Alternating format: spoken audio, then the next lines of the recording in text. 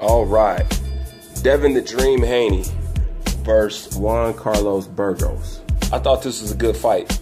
It was entertaining.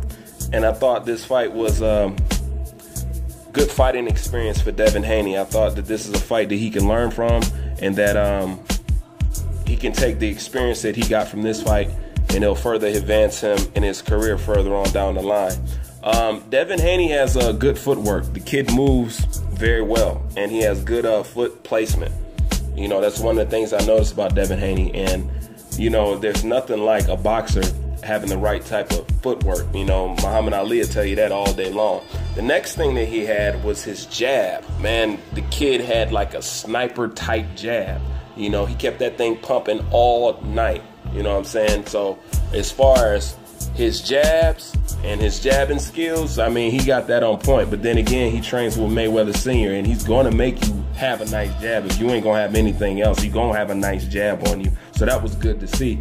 And Devin Haney just has good ring generalship overall. You know what I'm saying? The kid did good, and he put on a good performance. If I have to have problems with what I seen with what Devin Haney was doing, and that's this, is although Devin Haney was keeping that jab out there, and you know what I'm saying, he was pumping that boy and he was keeping that thing in Burgos' face, that's cool. But like they tell you, you know, a jab will take you all around the world. But you got to understand, while you travel around the world, my man, you got to pack a suitcase, and that suitcase is your right hand. And for some reason, Devin Haney's right hand seems to be non-visible in this fight. Meaning, yeah, he threw his right hand when he was in the pocket and stuff like that, but he wasn't using that right hand like he was supposed to. I don't know if he heard it or something like that, but it seems like he was just reluctant to throw his right hand, and he was just basing everything off the jab, which there's nothing wrong with, but you have to understand, if I wanted to watch a jab fest, you know, I go watch some Cuban fighters or something like that.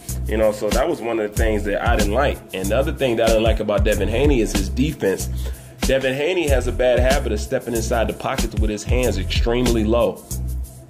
He caught punches in this fight that he wasn't supposed to catch. You know what I'm saying? He took hits in this fight that he wasn't supposed to take, simply because he wasn't practicing good boxing etiquette. You know what I'm saying? Nothing more, nothing less. Not everybody can get away with that Roy Jones style of, you know, dipping in and keeping your head low, then dashing out or moving out of the way. Not everybody can do that. You know what I'm saying? So that style is not for everybody. And another thing that I didn't like about Devin Haney is he was too evasive at times. You know what I'm saying? Most of you would call it running, but I don't. You know what I'm saying? But to me, he was being too evasive. You know what I'm saying? Almost too evasive to the point where people started to boo. You know what I'm saying? It just looked like at one point in time in the fight, he just started running around the ring. You know what I'm saying? Which I don't necessarily have anything wrong with it, but I knew that he was running out. I knew that Devin Haney was being evasive as he was, simply because he didn't know what to do with Burgos after a certain round. You know, truthfully, Devin Haney was supposed to knock Burgos out. And even though I know nobody has never stopped him before, Devin Haney had too much youth, too much speed, and too much size on his size not to. Because Burgos was ready to go. He just needed to throw the right sequences of punches to get him out of there. But he couldn't do it. And that begs the question, does Devin Haney have a problem finishing his opponents? You know, I don't know.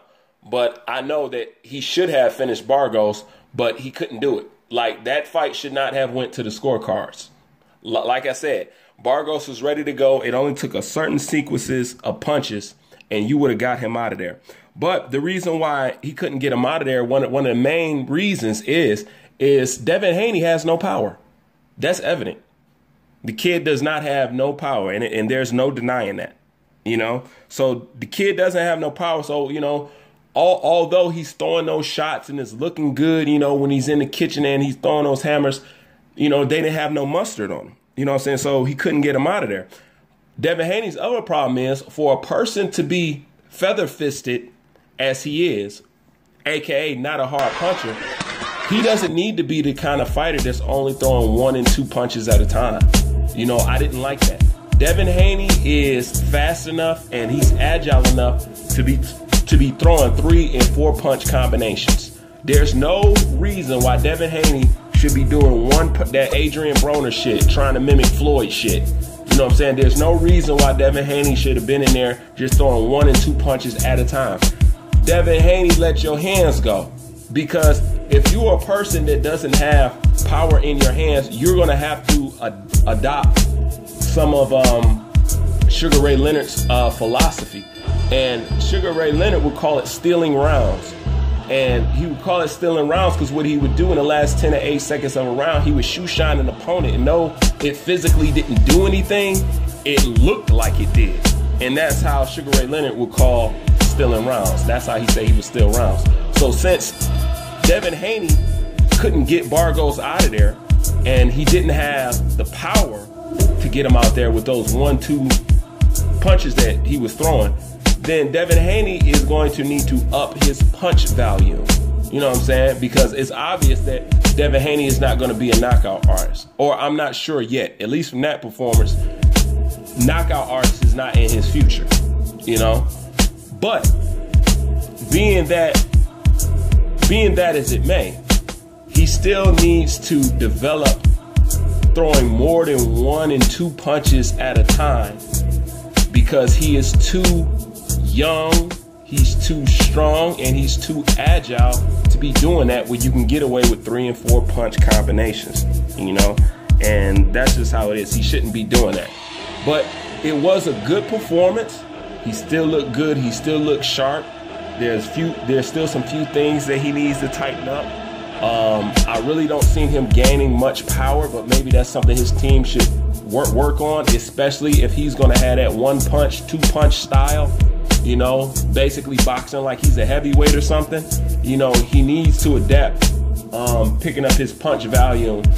And other than that, it was a good performance. You know what I'm saying? It was a good learning experience performance. Devin Haney did good. And